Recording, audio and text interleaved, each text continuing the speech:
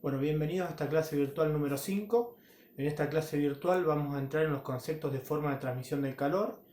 Vamos a dar el concepto de calorimetría y vamos a enunciar el principio cero de la termodinámica. Y vamos a ver el calorímetro de mezcla, que es lo que tengo dibujado a un costado de la pizarra.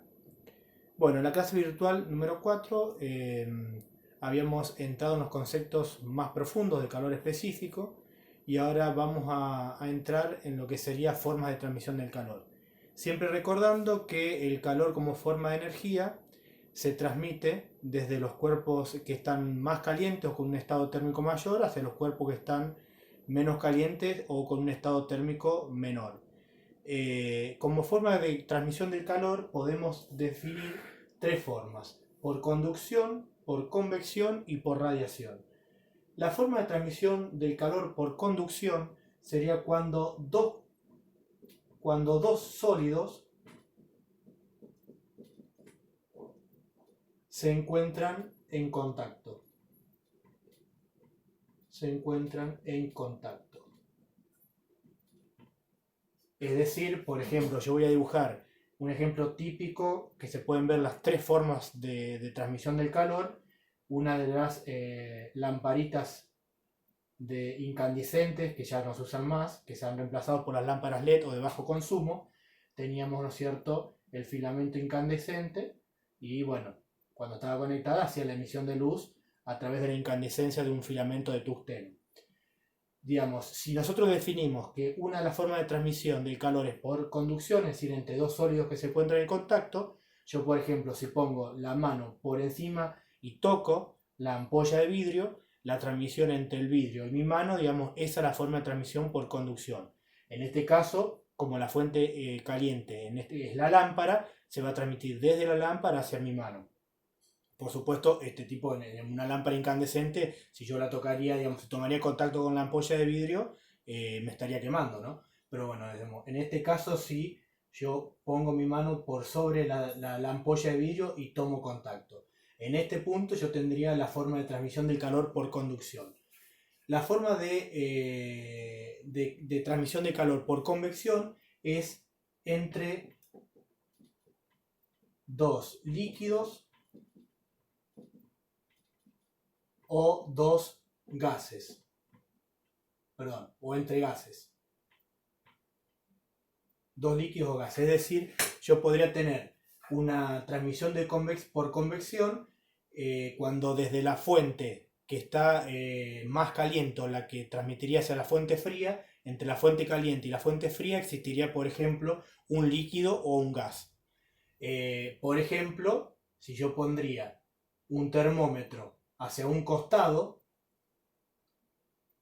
un termómetro que está mucho más digamos, distanciado y está a una temperatura mucho menor de la que se encuentra cerca de las proximidades de la lámpara, yo lo pondría al termómetro sin tomar contacto con la ampolla de vidrio en un costado, o puede ser por encima también, digamos, pero este termómetro va a acusar un aumento de la temperatura, es decir, va a estar transmitiendo calor el foco hacia el termómetro a través del aire que lo rodea. Entonces, esta forma es lo mismo que yo pondría la mano cerca, digamos. Yo voy a sentir el calor emitido por la lámpara porque está usando como medio transmisor el aire que rodea a digamos, a la lámpara. Si esta lámpara estaría dentro del vacío, por ejemplo, por convección, no habría ninguna forma de, digamos, transmitir el calor hacia otra fuente que tenga un estado térmico menor. Por ejemplo, ese es el principio que usan los termos de acero inoxidable, que para poder conservar el calor tienen entre la botella interna contenedora del agua y la externa que toma contacto con el exterior, tienen un vacío hecho. Entonces no hay un medio físico, en este caso, para poder usarlo como medio de transmisión. O sea, no hay aire, hay ausencia de cualquier fluido, entonces no tiene medio, el calor no tiene un medio como para poder, en este caso por convección, transmitirse hacia una fuente más fría. Y por radiación es en el caso de que el calor se transmita en forma de luz. En forma de luz o como lo dice el nombre, de radiación. Es decir, yo por ejemplo estando hacia un costado o por encima de la lámpara, yo voy a tener dos formas de transmisión del calor. El propio aire que me está siendo, digamos, de medio para poder transmitir el calor, y como el calor se está transmitiendo en forma de luz también, porque está emitiendo luz la lámpara, parte de ese calor también se transmite en forma de luz. Esto también se ve, por ejemplo, en las lámparas a cuarzo, en esas estufas a cuarzo, esas que tienen las velas incandescentes.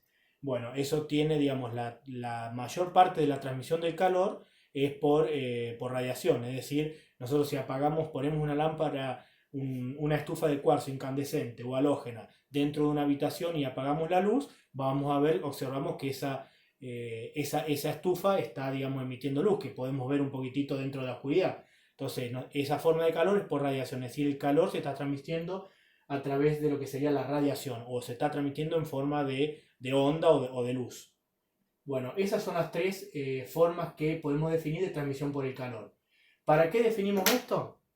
Para poder entrar un poquitito en lo que sería el objeto de la calorimetría. Esto es muy sencillo, son formas de transmisión del calor. Nosotros habíamos definido la ecuación fundamental de la calorimetría. La calorimetría tiene por objeto estudiar los procesos de transmisión de calor entre distintos cuerpos o sustancias. Volvemos a repetir que siempre el sentido de circulación del calor como forma de energía es desde los cuerpos más calientes hacia los cuerpos más fríos. Entonces justamente eso estudia la calorimetría. Los procesos, digamos, cómo se comportan los cuerpos cuando están transmitiendo calor y qué pasa con los cuerpos que están absorbiendo calor. Eso es el objeto de estudio de la calorimetría, para la cual nosotros habíamos definido la ecuación fundamental en el capítulo anterior, en la clase virtual número 5. Habíamos dicho que el calor que cede o que el calor que cede o que está recibiendo un cuerpo era igual al producto de su masa por el calor específico medio por la variación de temperatura que estaba sufriendo. Su masa por el calor específico medio comprendido para este salto térmico, para este rango de temperatura. Recuerden que nosotros habíamos definido calor específico medio y calor específico verdadero. Entonces, ese calor específico medio, que era la razón de cambio o la vinculación que había entre el calor que absorbía o que cedía y su variación de temperatura, ese calor específico medio tenía que estar, digamos, vinculado al salto térmico que estaba dando ese cuerpo, o sea, esa masa. Esta era la ecuación fundamental de la calorimetría. La ecuación fundamental de la calorimetría. Calor era igual a masa por calor específico medio por variación de temperatura. O sea, temperatura final menos temperatura inicial. Ese calor específico medio estaba tabulado, era de tabla. Bueno, como la calorimetría justamente estudia esto, los procesos de transmisión de calor y de absorción de calor de cuerpos fríos hacia cuerpos calientes, nosotros asegurando y conociendo eso, podemos decir que si yo pongo dos cuerpos, digamos, en proximidad o en contacto, que estén a diferentes temperaturas, en diferentes estados térmicos, hacia uno más caliente y hacia uno más frío, digamos, estableciendo también que se cumple el principio de conservación de la energía, vamos a observar que va a empezar a disminuir la temperatura del cuerpo caliente y va a empezar a aumentar la temperatura del cuerpo frío. Es decir, que se está transmitiendo calor en forma de energía del cuerpo caliente hacia el cuerpo frío. ¿Hasta qué punto? Hasta que ambos estados térmicos, es decir, hasta que ambas temperaturas tengan el mismo valor. O sea, lo que nosotros vamos a denominar el equilibrio térmico. Vamos a denominar a ese proceso, digamos, o cuando dos cuerpos se encuentran en un estado térmico igual o sus variables térmicas no tienen ningún tipo de cambio, vamos a decir que se encuentran en equilibrio térmico. Es decir, dos o más cuerpos o sustancias se encuentran a la misma temperatura.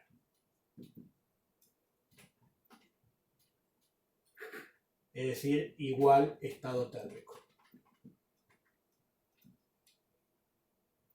Y eso va a pasar, digamos, si entre ambos cuerpos no hay nada que aísle y que interrumpa cualquiera de las tres formas de transmisión del calor que vimos anteriormente. Entonces, si nosotros podemos asegurar esto, podemos estar definiendo lo que sería el principio cero de la termodinámica. ¿De qué habla el principio cero de la termodinámica?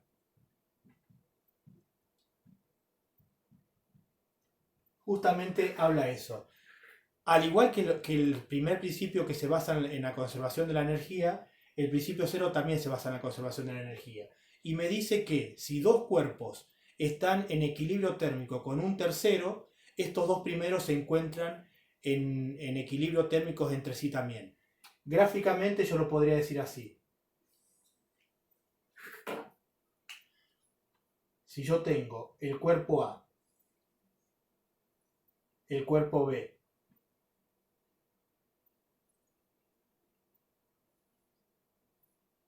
y el cuerpo C, si yo, lo que me dice el principio cero de la termodinámica es lo siguiente, digamos, si el cuerpo A o la sustancia A se encuentra en el equilibrio térmico con C, es decir, a la misma temperatura que A y que C, y que B también se encuentra en equilibrio térmico con C, o sea que B y C tienen la misma temperatura, el principio cero me asegura que A y B también tienen la misma temperatura. Es decir, si dos cuerpos están en equilibrio térmico con un tercero, estos dos primeros también se encuentran en equilibrio térmico. O sea que la temperatura de A es igual a la temperatura de B igual a la temperatura de C. Esto es el equilibrio térmico. El equilibrio térmico y la enunciación, el enunciado del principio cero. Lo repetimos. Si dos cuerpos están en equilibrio térmico con un tercero, es decir, tienen la misma temperatura, estos dos con un tercero, también se encuentran en el equilibrio térmico, o sea, la misma temperatura entre ambos. Para lo cual, para que pueda suceder esto, tiene que, digamos, no haber ningún medio que interrumpa la transmisión del calor. Por ejemplo, si yo alejaría el cuerpo C, no tomaría en contacto, yo podría seguir teniendo, por ejemplo, transmisión de calor por convección y por radiación. Si alguno de estos cuerpos, por ejemplo, estaría emitiendo luz. Pero si yo tengo aire que los rodea, tendría un medio gaseoso que los rodea y por ende podría seguir teniendo, lograr un equilibrio térmico, si no estarían todos a la misma temperatura, si por lo menos habría aire. Si yo, por ejemplo, quisiera verlo más prácticamente, yo podría aislar todos los cuerpos, que se lo con paredes aislantes, que podría ser tranquilamente lo que antes hablábamos como un caso práctico, una cámara de vacío. Yo podría hacer vacío entre ambos y disponer que los tres cuerpos estén a distinta temperatura. Como en este caso, y en la idealidad, digamos, el caso hipotético, yo no tengo un medio que haga la transmisión del calor, yo no voy a lograr nunca el equilibrio térmico entre los tres cuerpos y no se estaría cumpliendo el principio cero. En el caso que yo tenga alguna válvula de esa cámara de vacío que las pueda abrir y ya no exista el vacío, sino que ya esto sea conductor,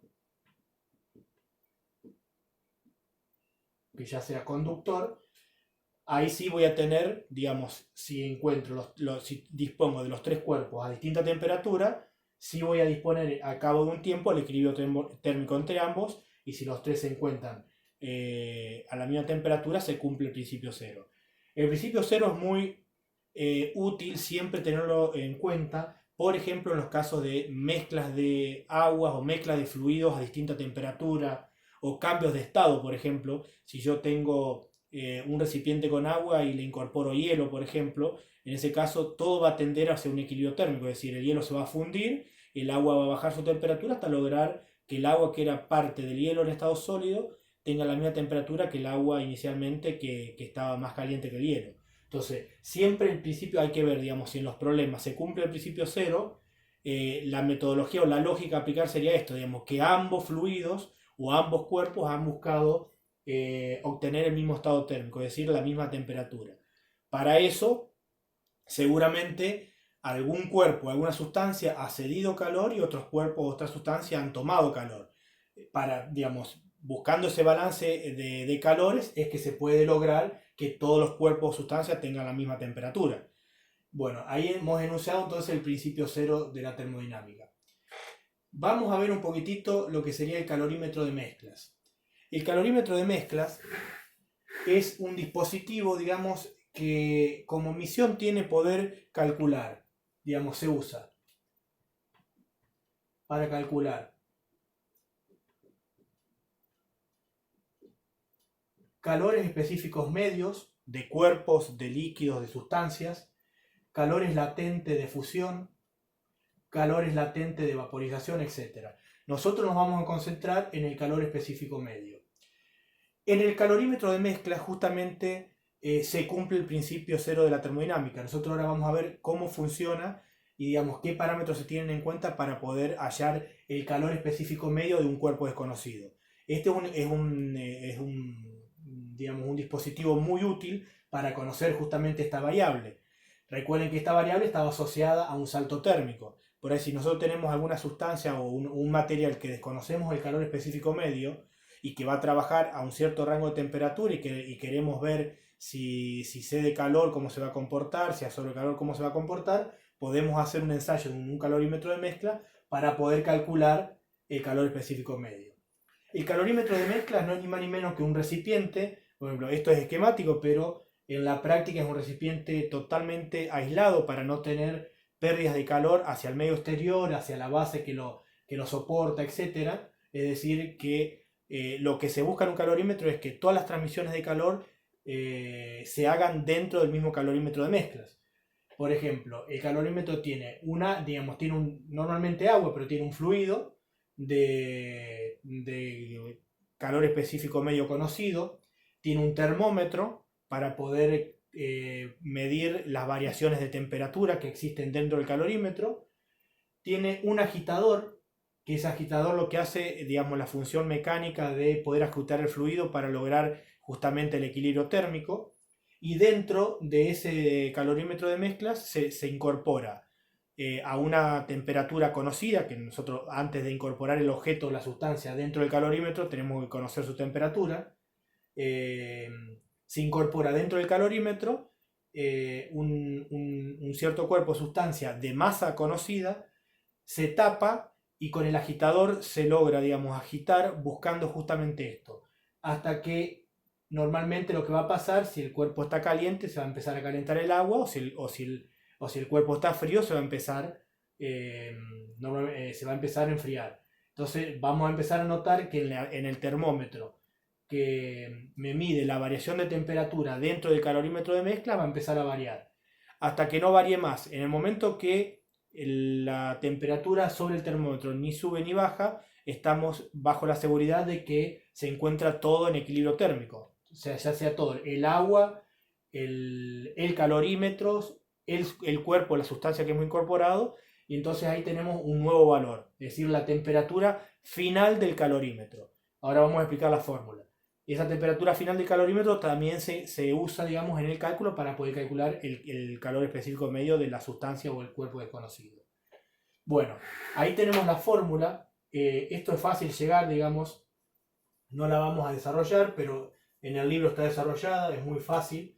La fórmula que se aplica en el calorímetro es esa que ustedes ven ahí en la pizarra. Lo que vamos a calcular es el calor específico medio del cuerpo desconocido. SM es el calor específico medio desconocido.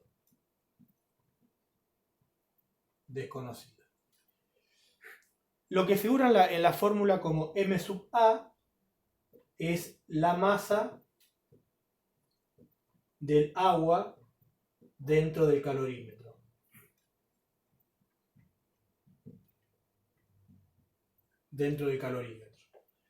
Lo que figura como E, fíjense que acá tenemos entre paréntesis M sub A más E, la masa del agua dentro del calorímetro, y el E se denomina equivalente en agua del calorímetro. Equivalente en agua del calorímetro. Esto normalmente es dato de los problemas. O sea, si en las guías prácticas hay algún ejercicio de calorímetro de mezclas, este valor se da como dato. Pero, digamos, si lo queremos analizar, es igual a la sumatoria de todas las masas por sus calores específicos medios. De todas las masas por sus calores específicos medios, menos del agua, porque la masa del agua ya la estoy considerando acá. Y como tiene calor específico medio 1, directamente queda la masa del agua. Esto tiene unidades de kilocalorías sobre grado Celsius o grados Kelvin. Recuerden que el salto térmico es igual. Y es igual a hacer a la sumatoria de las masas por el calor específico medio. ¿De qué? Del agitador, de la misma estructura del calorímetro, del termómetro, etc.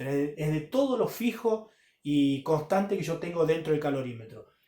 Teniendo todo ese valor conocido, que para todos los ensayos es siempre igual, por eso se saca aparte y se calcula, porque se va a usar siempre como un mismo valor. Se llama equivalente en agua del calorímetro y es igual a la sumatoria de todas las masas por sus calores específicos medios. Recuerden que si hay algún problema, esto se da como dato. La temperatura 2 es la temperatura final del calorímetro. Es decir, en el equilibrio térmico. La temperatura final del calorímetro. Estamos haciendo un delta T, un salto térmico. Temperatura 2, temperatura final del calorímetro. La temperatura 1 es la temperatura inicial del agua del calorímetro. Y la temperatura T sin subíndice es la temperatura inicial del cuerpo, o la sustancia. Es decir, a qué temperatura he incorporado el cuerpo al calorímetro, menos la temperatura final o de equilibrio térmico del calorímetro, a qué temperatura estaba el agua dentro del calorímetro, a qué temperatura quedó final o en equilibrio térmico el calorímetro, menos la temperatura inicial del agua, y me falta explicar que la M mayúscula del denominador es la masa del cuerpo o de la sustancia, que estamos desconocida, ¿no? Porque podemos incorporar un cuerpo sólido o podemos incorporar cualquier líquido, ¿no es cierto? Si queremos conocer tenemos un líquido y no sabemos, digamos, cuál es su calor específico medio, podemos hacer este tipo de ensayo. Sustancia desconocida. Bueno, aplicando esta fórmula me da el calor específico medio. ¿En qué unidades? En kilocalorías sobre kilogramos grados Celsius o en calorías gramos grados Celsius. En unidades de calor específico medio. Bueno. El calorímetro de mezclas, si ustedes recuerdan, esto yo voy a borrar un poquitito. Si ustedes recuerdan que en una de las primeras clases cuando vimos sistemas de unidad o formas de energía, no recuerdo bien, ustedes recuerdan que habíamos definido, digamos, energía para el sistema internacional en Joule, en kilogrammetros para el sistema técnico, y habíamos definido que íbamos a usar unidades térmicas, la kilocaloría, y habíamos definido el equivalente. Habíamos definido como A el equivalente térmico del trabajo y que era igual a 1 sobre 427 kilocalorías sobre kilogrammetros. Es decir, que para nosotros una kilocalorías iba a ser igual a 427 kilogrammetros. En aquel momento nosotros habíamos dicho que más adelante íbamos a explicar de dónde salía este equivalente térmico de trabajo. Este equivalente térmico sale de unas primeras experiencias que hizo Joule justamente en un calorímetro de mezclas. Lo único que adaptó Joule a un calorímetro de mezclas Es un sistema, hagamos de cuenta muy rápidamente, que este era el calorímetro y a través, y acá tenía unas ciertas paletas puestas y un sistema de poleas donde tenía sujetadas masas. Este era el calorímetro, acá tenía un sistema de eje con paletas que agitaban el agua dentro del calorímetro, y lo único que empezó a hacer Joule en ese momento es hacer, digamos, subir y bajar las pesas en ambos sentidos, provocando justamente la agitación de las paletas dentro del calorímetro. Lo que estaba haciendo justamente era un trabajo vinculado al sistema de rotación de las paletas dentro del calorímetro, y ese trabajo, digamos, la agitación de las paletas dentro del calorímetro producían un aumento de la temperatura. Lo que trataba de mostrar ahí Joule era justamente esto: qué equivalencia había entre el trabajo mecánico y unidades de calor, unidades térmicas de calor. Él no llegó al U427, llegó a un valor bastante cercano, que después se fueron mejorando las experiencias y los cálculos, y se llegó a lo que hoy denominamos como el equivalente térmico del trabajo, una kilocaloría igual a 427 kilográmetros. Pero este equivalente nace de esta experiencia de Joule, usando justamente un calorímetro y un sistema mecánico de poleas y pesas para vincular trabajo mecánico externo con aumento de temperatura dentro del calorímetro de mezclas. Bueno, eso es todo por esta clase. Recordemos, vimos el concepto del objeto de la calorimetría, volvimos a definir la ecuación general de calorimetría, establecimos el principio cero, que es el principio de equilibrio térmico entre cuerpos o sustancias. Vimos lo que es el calorímetro, para qué se usa, para calcular calores específicos medios. Vimos su fórmula de aplicación, cada una de las partes, y explicamos brevemente la experiencia de Joule usando un calorímetro de mezclas para poder llegar a lo que hoy conocemos como el equivalente térmico del trabajo. Yo lo único que les dejo, si quieren, digamos, como para ir avanzando en casa, porque lo íbamos a dar en aula, pero es bastante largo, el tema de tipos de termómetros. Yo les pediría que investigar termómetros de columna de vidrio,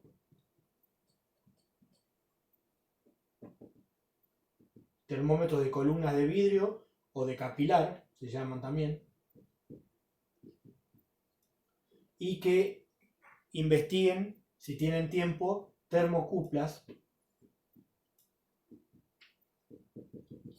tipo J y tipo K. Un tema que teníamos que desarrollar, pero bueno, por ahí se extienden demasiado los videos, era tipo de termómetro, es decir, instrumentos que a mí me permiten determinar un estado térmico, es decir, una temperatura en las escalas que habíamos visto hasta ahora. Así que si pueden investigar un poquitito eso. Recuerden también que había quedado planteado el ejercicio de que nos íbamos de viaje, a ver quién comía primero el asado o quién entraba primero a comer el asado. Y bueno, avancen. Ya con esta teoría podemos terminar la guía práctica número 1. Con esta teoría que dimos hoy, podemos ya terminar todos los ejercicios de la guía práctica número 1. Recuerden que está abierto el Skype para cualquier tipo de consulta. Así que bueno, estamos en contacto. Muchas gracias.